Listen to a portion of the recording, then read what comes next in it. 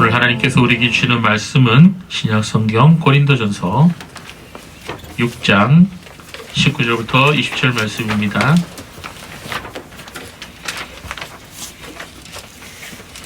신약성경 고린도전서 6장 19절부터 20절 말씀을 같이 함께 읽도록 하겠습니다.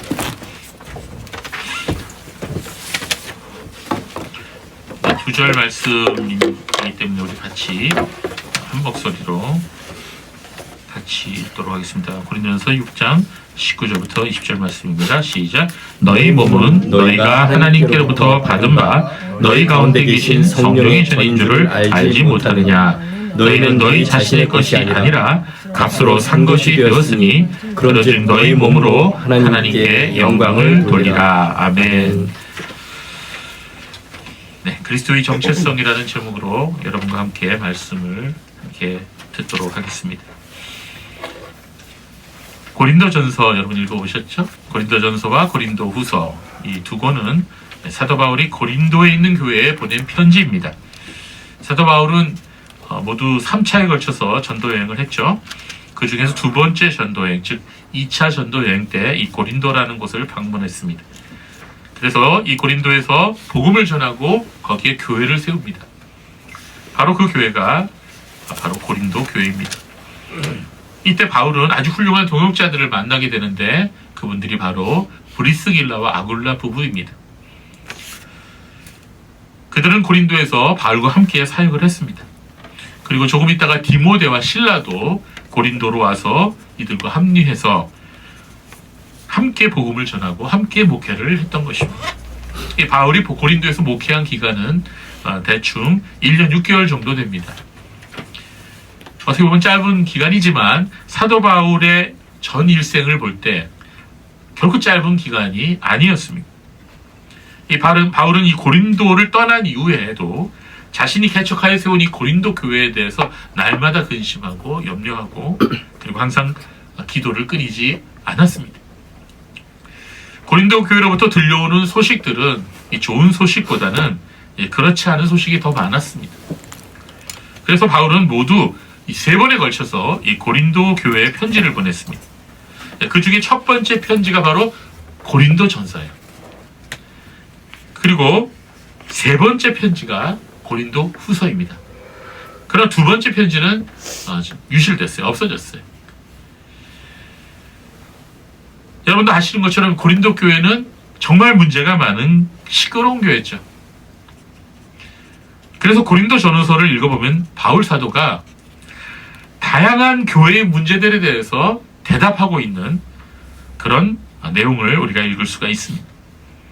그 덕분에 오늘날 우리도 교회 생활을 하거나 또 신앙생활을 하면서 여러 가지 문제를 만나지 않습니까? 그런데 그런 문제들에 대해서도 우리가 이 고린도 전후서에서 교훈을 얻을 수가 있어요.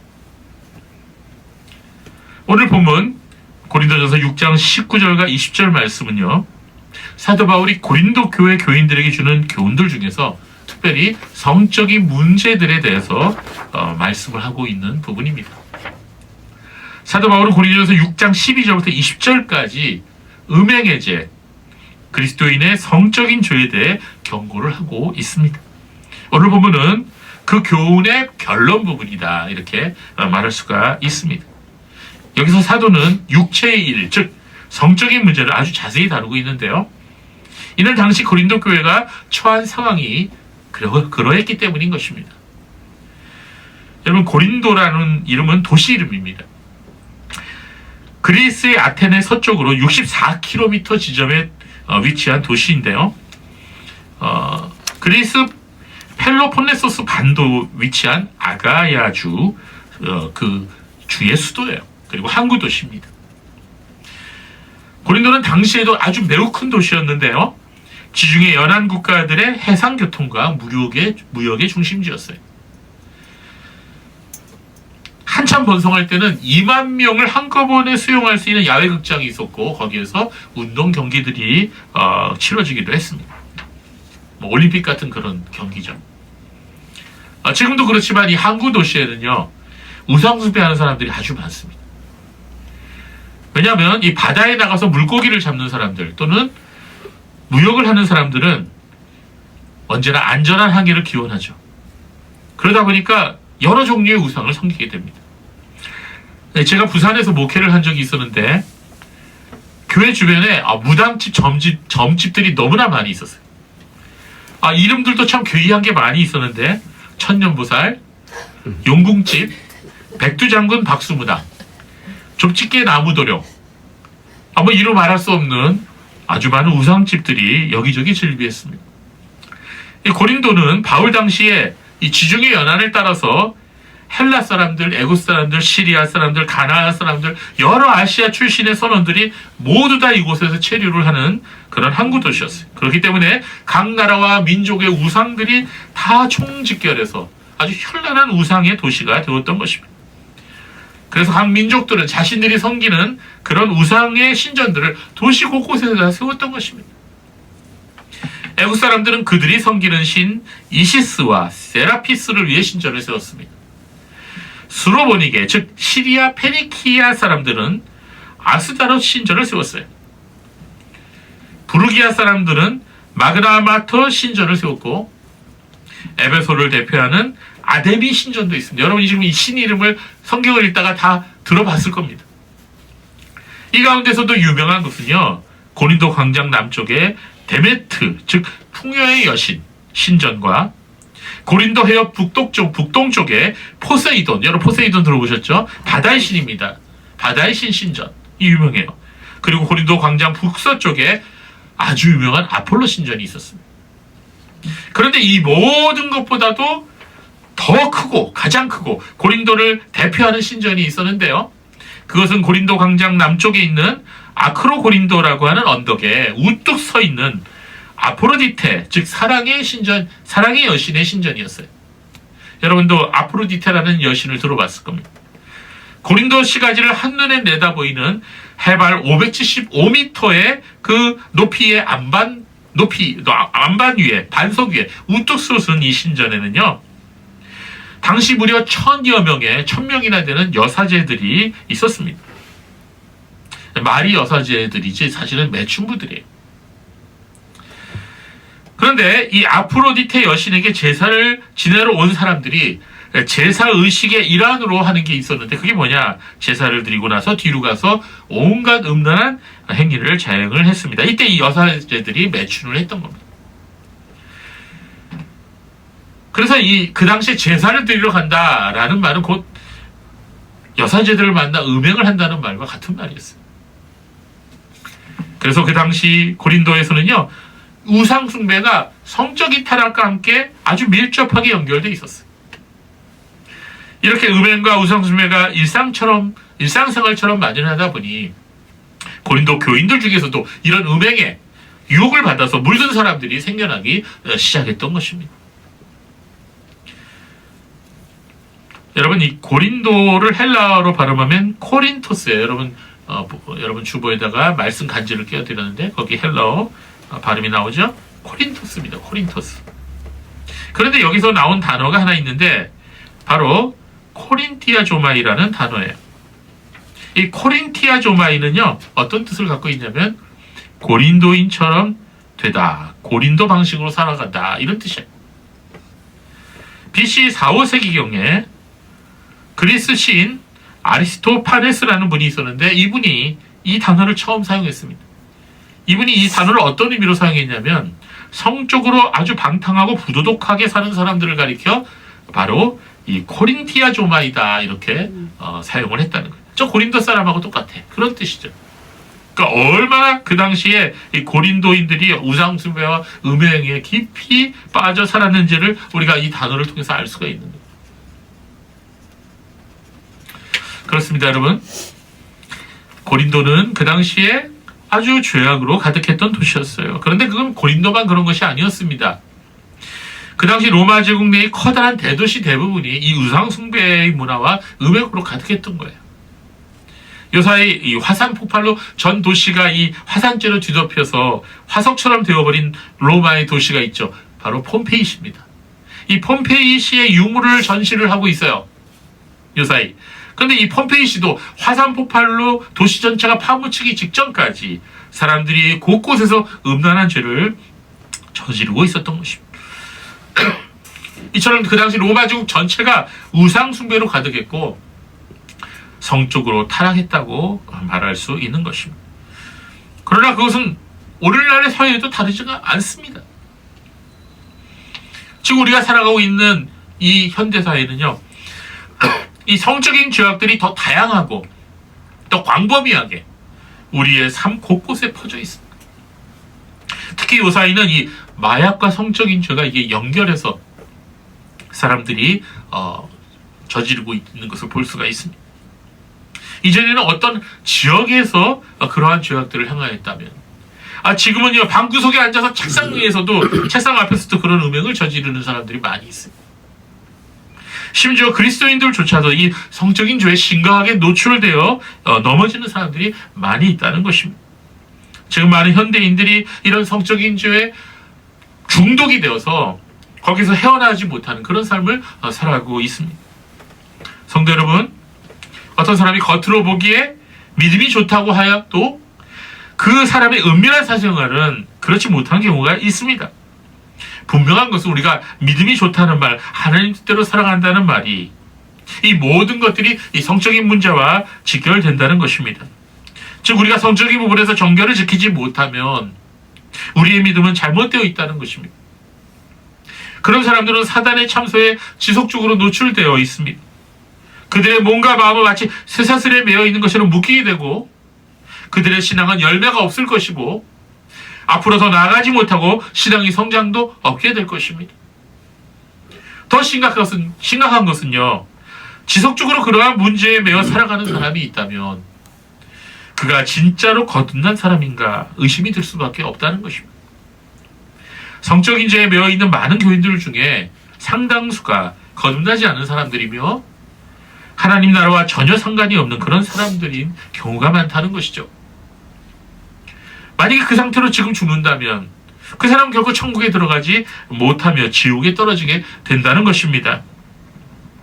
만약 그가 정말로 거듭난 그리스도인이면서 그런 성적인 문제가 있다면 그가 나중에 용서받고 하나님 나라에 들어갈 수 있다 하더라도 하나님께서는 반드시 그의 인생이 끝나기 전에 그가 범한 죄에 대해서 징계하실 것입니다. 그런데 그것이 얼마나 무서운 것인가를 우리는 알아야 됩니다.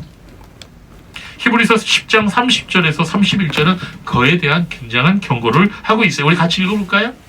여러분 주보 있어요? 시작. 원수 갚는 것이 내게 있으니 내가 갚으리라 하시고 또다시 주께서 그의 백성을 심판하리라 하신 말씀하신 것을 우리가 아노니 살아계신 하나님의 손에 빠져들어가는 것이 무서울진저. 네, 하나님이 자기 백성도 심판하신다 그랬어요. 하나님의 손에 빠져들어가는 것이 얼마나 무서운 것인지 경험을 본 사람은 알아요. 그러나 이것이 성적인 문제만이 아닙니다.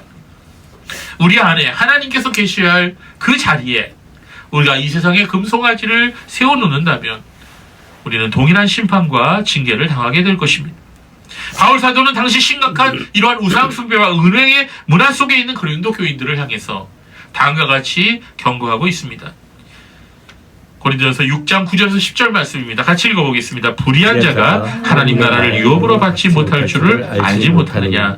미혹을 받지 마라. 음행하는 자나 우상 숭배하는 자나 간음하는 자나 탐색하는 자나 남색하는 자나 도적이나 탐욕을 부리는 자나 술취하는 자나 모욕하는 자나 속여 빼앗는 자들은 하나님 나라를 유업으로 받지 못하리라. 아멘. 여기서 탐색이나 남색은 동성연애를 얘기하는 겁니다. 하나님 나라를 유업으로 받지 못한다는 말의 의미가 무엇일까요? 그것은 구원 못 받는다는 거예요. 하나님 나라에 들어가지 못한다는 말입니다. 그러나 여러분, 진심으로 회개하면 하나님께서도 우상숭배와 음행도 용서해 주시는 분입니다. 고린도서 6장 11절에 그 말씀이 있어요. 너희 중에 이와 같은 자들이 있더니 주 예수 그리스도의 이름과 우리 하나님의 성령 안에서 씻음과 거룩함과 의롭다 하심을 받았느니라. 아멘. 이 얼마나 놀라운 은혜예요. 진정으로 회개하는 자에게는 하나님이 주 예수 그리스도의 이름으로 성령 안에서 씻음과 거룩함과 의롭다 하심을 주신다는 거예요. 그러나 어떤 사람은 회개했다 하면서 또 그런 죄에 다시 빠져서 계속 죄를 짓는 사람이 있어요. 회개하고 또 죄 짓고 회개하고 또 죄 짓고 이런 생활을 반복하는 사람이 있어요. 그러나 그것은 참된 회개가 아닙니다. 이런 사람은 아직 온전한 회개를 하지 않은 것이죠. 왜냐하면 회개라고 하는 것은 뭐냐? 죄를 자복하고 거기서 끝나는 게 아니라 그 죄에서 온전히 떠나는 것이 회개이기 때문이죠. 그래서 만약에 그런 삶에서 떠나지 못하는 분이 있다면 오늘 말씀 잘 들으십시오. 여러분, 정말 하나님께서 온전한 회개를 할 수 있도록 우리에게 은혜를 달라고 기도해야 돼요. 그런 사람.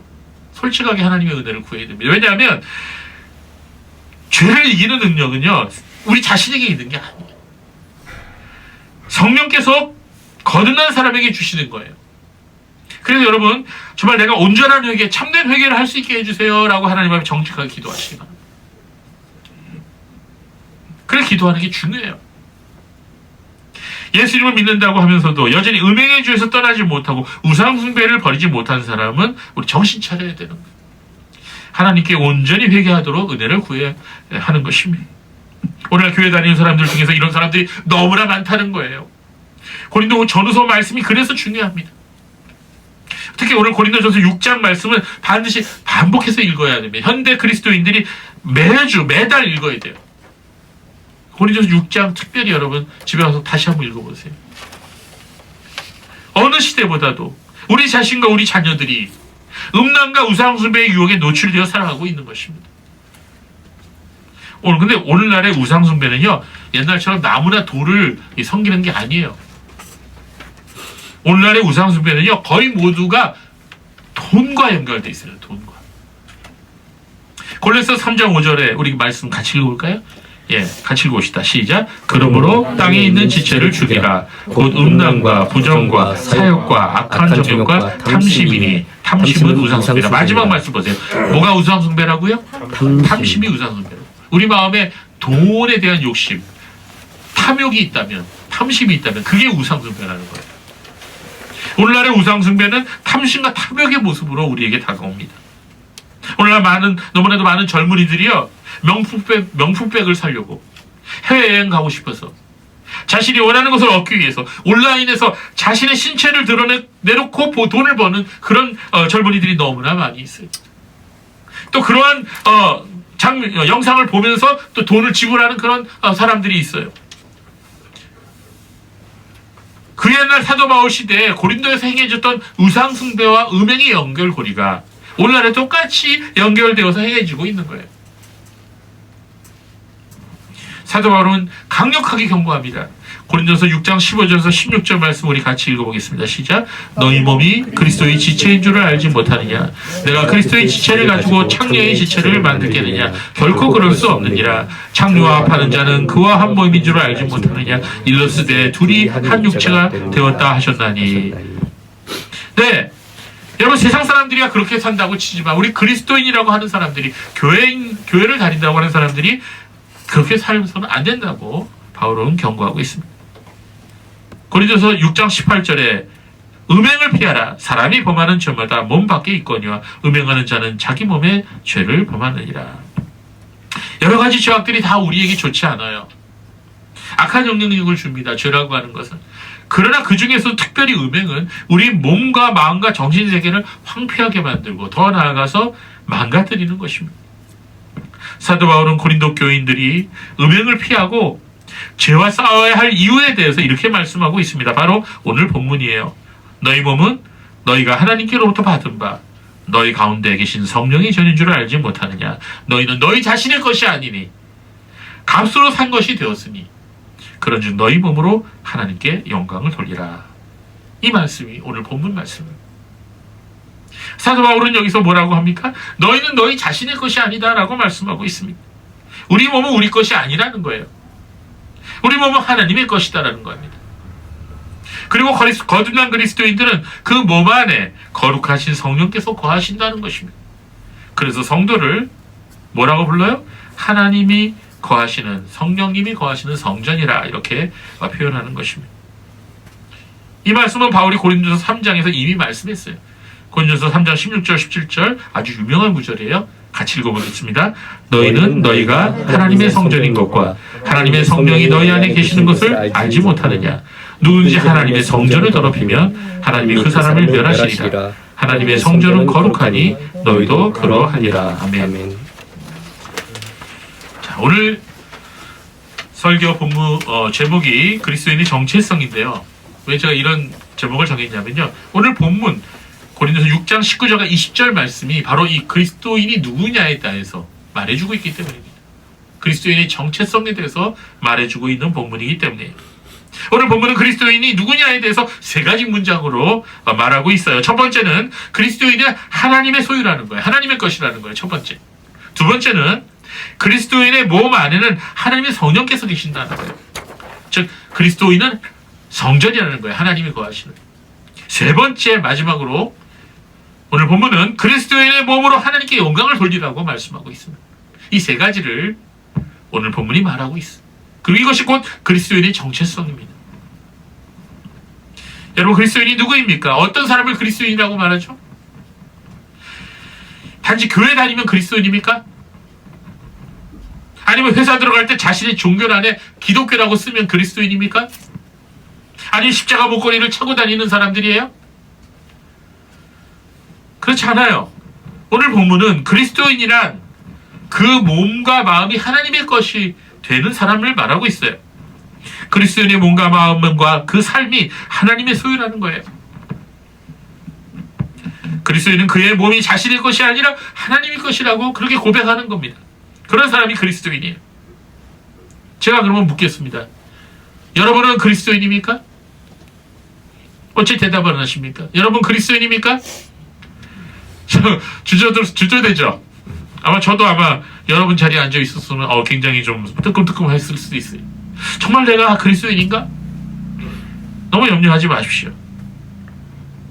여러분, 우리가 주님의 것임을 고백하시기 바랍니다. 여러분의 몸과 마음과 삶이 하나님의 소유라고 고백하시기 바랍니다. 또 그런 고백을 할 수 있게 해달라고 기도하세요.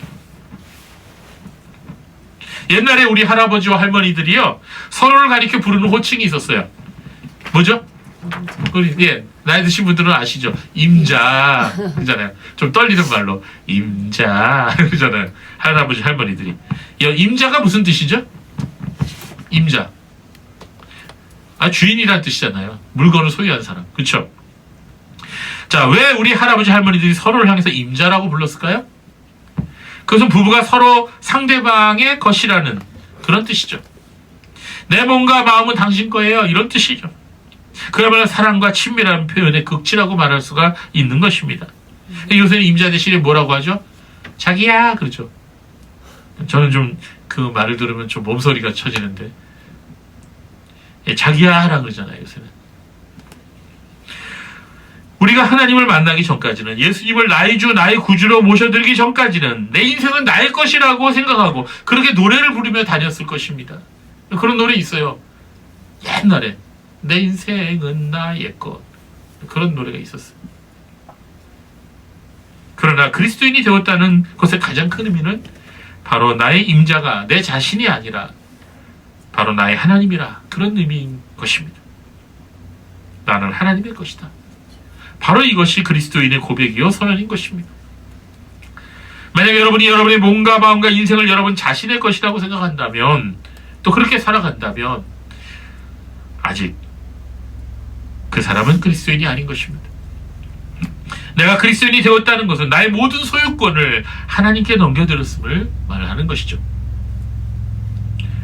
오늘 본문 다시 보겠습니다. 너희 몸은 너희가 하나님께로부터 받은 바 너희 가운데 계신 성령이 되는 줄을 알지 못하느냐. 너희는 너희 자신의 것이 아니라 값으로 산 것이 되었으니 그런즉 너희 몸으로 하나님께 영광을 돌리라. 자, 오늘 본문 19절 하반절과 20절 상반절에 이렇게 말씀하고 있어요. 너희는 너희 자신의 것이 아니라 값으로 산 것이 되었으니. 왜 우리 몸이 하나님 거죠? 왜냐하면 하나님께서 예수 그리스도의 피값으로 우리의 죄값을 지불하시고 우리를 구원하셨기 때문인 것입니다. 그래서 값으로 산 것이 되었다고 말씀하시는 것이. 값으로 산 것이 되었다는 말은 예수님의 피값을 지불하고 샀다는 말입니다. 내가 그리스도인이 된 것은 그냥 된 것이 아닙니다. 예수 그리스도께서 십자가에 달리셔서 피 흘리심으로, 그리고 죽으심으로, 그 피값으로 우리를 사신 것입니다.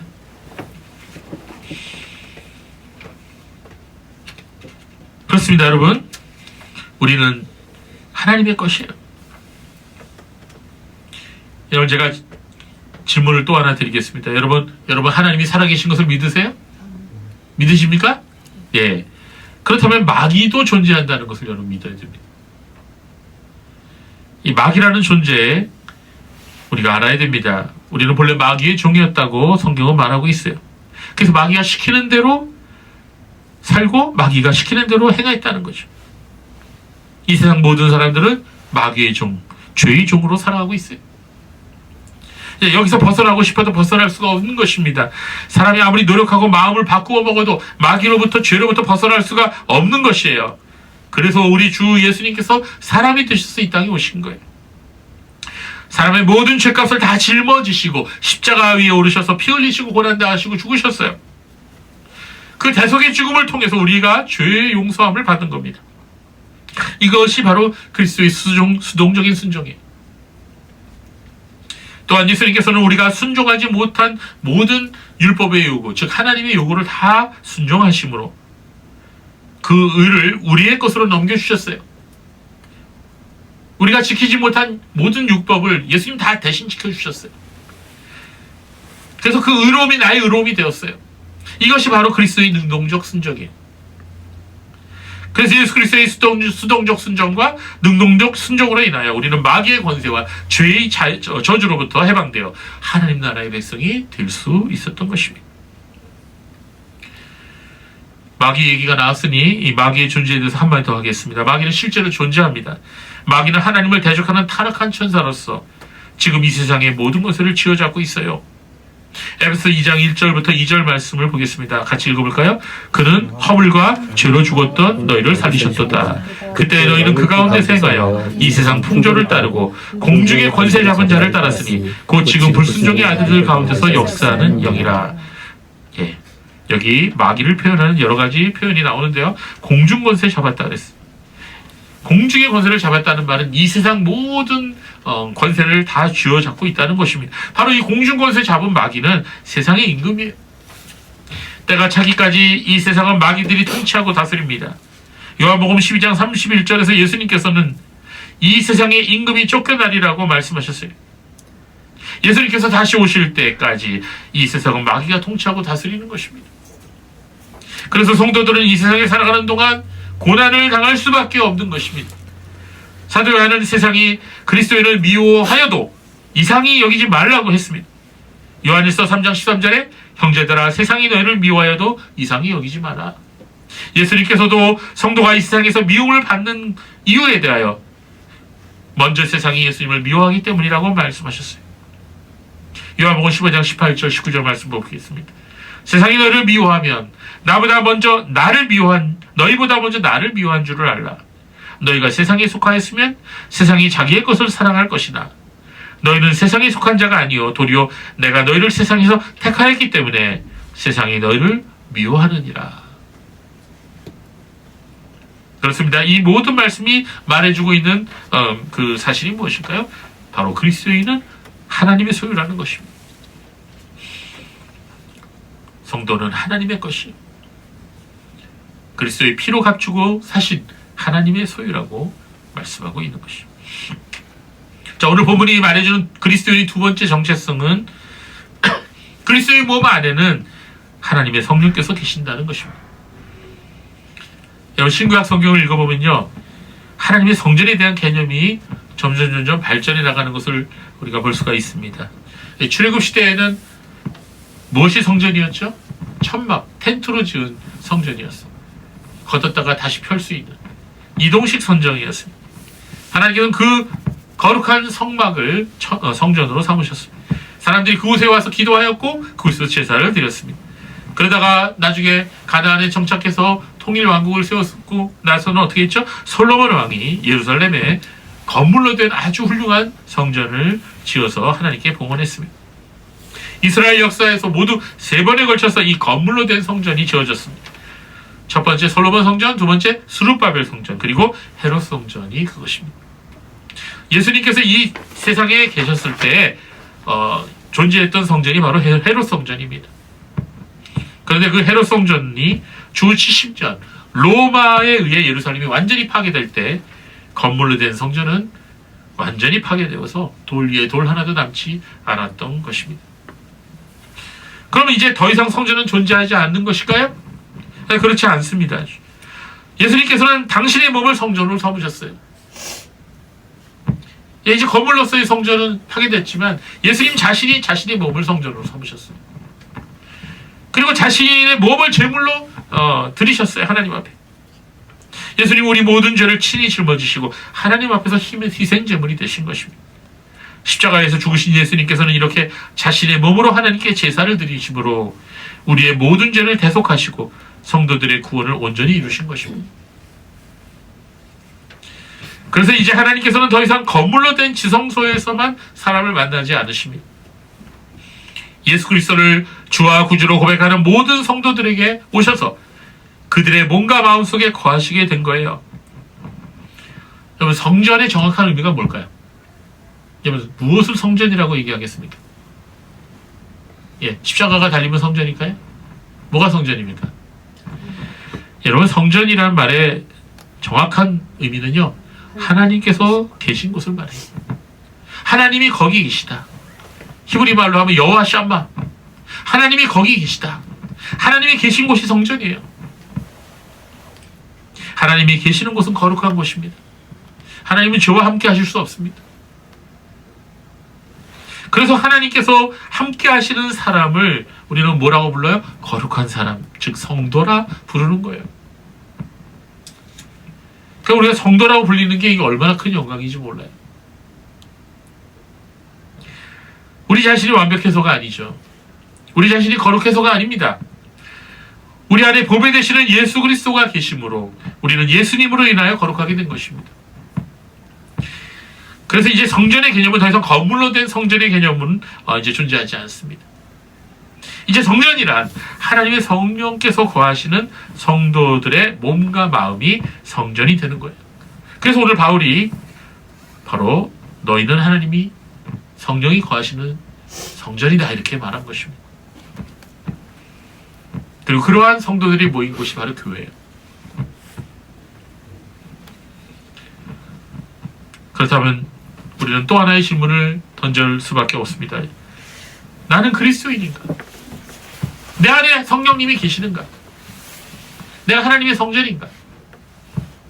여러분, 이 질문에 대해서 여러분 어떻게 생각하세요? 여러분 하나님의 성전입니까? 하나님의 성령이 여러분 안에, 여러분 몸 안에, 여러분 마음 안에 계십니까? 예수 그리스도를 여러분의 주와 구세주로 고백하고 모셔드렸다면 성령께서 여러분 안에 계십니다. 그것을 믿으시기 바랍니다. 그리고 여러분이 하나님의 성전인 것을 분명히 알아야 됩니다. 하나님이 여러분과 함께 하신다고 분명히 말씀하셨어요. 신구약 성경을 읽어보면요, 하나님께서 사랑하시는 자에게 하신 말씀이 이 말씀이에요. 바로 내가 너와 함께 있겠다. 내가 너를 버리지 않겠다. 너를 떠나지 않겠다. 내가 너와 함께 영원히 살 것이다. 이게 바로 하나님 백성에게 약속한 말씀입니다. 하나님은 당신의 사랑하는 백성에게 반드시 이 말씀을 하셨습니다. 이사야 41장 10절 말씀 읽어볼까요? 시작. 두려워하지 말라. 내가 너와 함께함이니라. 놀라지 말라. 나는 내 하나님이 됨이라. 내가 너를 굳세게 하리라. 참으로 너를 도와주리라. 참으로 나의 의로운 오른손으로 너를 붙들리라. 아멘. 자, 내가 너와 함께한다 그랬어요. 마태복음 28장 20절 말씀에도 똑같은 말씀이 나옵니다. 시작. 내가 너에게 분부한 모든 것을 가르쳐 지키게 하라. 볼지어다 내가 세상 끝날까지 너희와 항상 함께 있으리라 하시니라. 아멘. 여기도 함께 있겠다고 말씀하셨죠. 히브리서 13장 5절 말씀, 유명한 말씀이죠. 시작. 돈을 사랑하지 말고 있는 말을 족한 줄로 알라. 그가 친히 말씀하시기를 내가 결코 너희를 버리지 아니하고 너희를 떠나지 아니하리라 하셨느니라. 예, 바로 이 말씀이에요. 하나님 백성에게 하시는 말씀은 다른 말씀이 아니라 내가 너를 버리지 않겠다. 너를 떠나지 않겠다. 너와 함께 있겠다. 이게 바로 임마누엘 축복이에요. 이 말씀을 믿고 받아들이는 사람들은 복이 있습니다. 그런 사람은 전쟁이 나도, 전염병이 돌아도, 자연재해가 일어나도, 경제가 곤두박질고 사업이 망해도, 직장에서 쫓겨날지라도 모든 사람이 나를 버리고 떠날지라도 그에게는, 이 믿음이 있는 사람에게는, 임마누엘 하나님에 대한 믿음이 있는 사람에게는 소망이 있습니다. 여러분, 하나님의 성령이 계시는 사람은요, 마지막 날에 나팔 소리가 울릴 때 천사들이 그 사람을 부활시켜서 예수님께로 모셔가는 거예요. 천사가 뭘 보고 그 사람이 하나님의 사람인 줄 알겠어요? 그 안에 성령이 계시느냐? 여러분 어떻습니까? 여러분 마지막 나팔 소리에 반응할 수 있는 그런 사람입니까? 우리는 이 문제를 심각하게 생각해야 돼. 그리고 하나님 앞에 진정으로 내가 내 안에 성령이 거하시는지, 내가 거듭났는지, 내가 진실로 하나님의 것인지 오늘 우리가 한번 물어봐야 되겠습니다.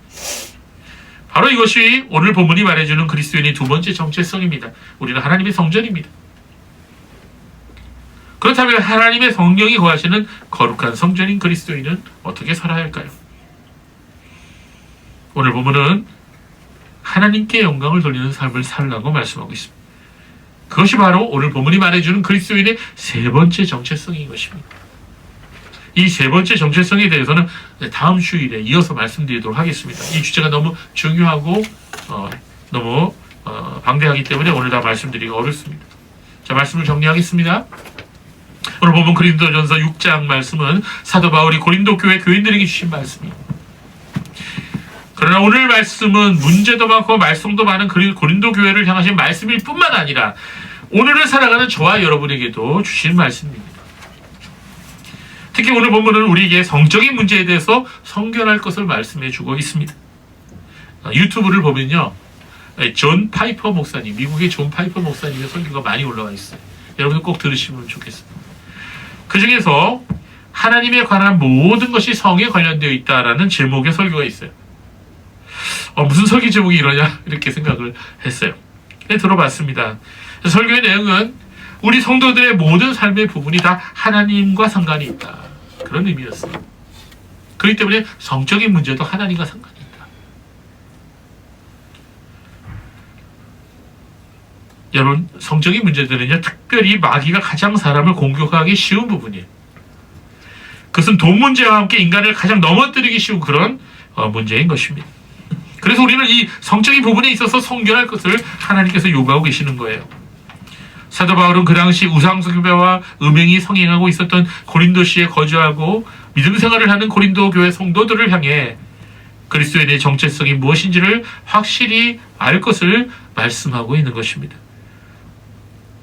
우리는 우리 자신의 정체성을 알아야 바르게 살 수가 있어요. 그리스도인은 더 이상 이 세상 임금인 마귀의 소유가 아닙니다. 그리스도인은 자신의 소유도 아닙니다. 성도는 그리스도의 피로 값주고 사신 하나님의 소유인 것입니다. 나의 주인은 그리스도시다. 나는 하나님의 소유다. 이와 같은 고백을 여러분 분명히 해야 됩니다. 내 인생, 내 시간, 내 모든 일과 내 모든 삶이 다 하나님의 것이다. 그리고 성도의 몸과 마음은 하나님의 성령이 거하시는 성전이다 라는 것입니다. 바로 이러한 사실을 명심하고 살아갈 때 우리는 하나님께 영광을 돌리는 삶을 살 수가 있는 것입니다. 예수님께서 마태복음 12장 39절에 이런 말씀을 하셨어요. 우리 같이 읽어볼까요? 시작. 예수께서 대답하여 이르시되 악하고 음란한 세대가 표적을 구하나 선지자 요나의 표적밖에는 보일 표적이 없느니라. 예수님이 살아가고 있는 그 시대도 악하고 음란한 세대였어요. 우리가 살아가고 있는 시대 또한 예수님의 시대와 똑같이 악하고 음란한 세대입니다. 사람들이 너무 포악해요. 여러분, 요새 얼마나 사람들이 포악한지 모릅니다. 사람들이 너무 음란합니다. 자, 이것이 바로 세상의 모습이에요. 어디를 가나 우상 숭배와 음란이 가득하고 사람들은 욕망의 노예가 되고 쾌락과 술과 마약에 취해서 살아가고 있습니다. 이러한 때일수록 우리는 우리 자신의 정체성을 분명히 해야 됩니다. 한 다리는 세상에 걸쳐놓고 또 한 다리는 교회에 걸쳐놓고 이중적인 생활을 왔다 갔다 하다가는 정말 큰 코 다치는 거예요. 우리 이 세상을 본받지 말고 사랑하지도 말아야 됩니다.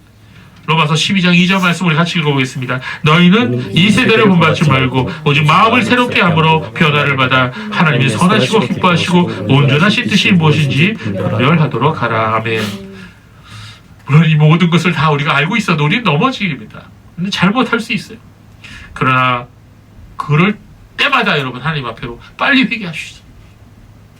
그리고 하나님의 도우심을 구하시고 성령의 충만함을 구하시고, 그러기 위해서 우리가 매일 말씀 읽고 기도해야 되는 거예요. 넘어지지 않기 위해서. 성도 여러분, 우리는 하나님의 것입니다. 우리의 몸은 하나님의 성전입니다. 그래서 우리는 우리의 몸으로 하나님께 영광을 돌려야 합니다. 이게 바로 그리스도인의 정체성입니다. 기도하겠습니다.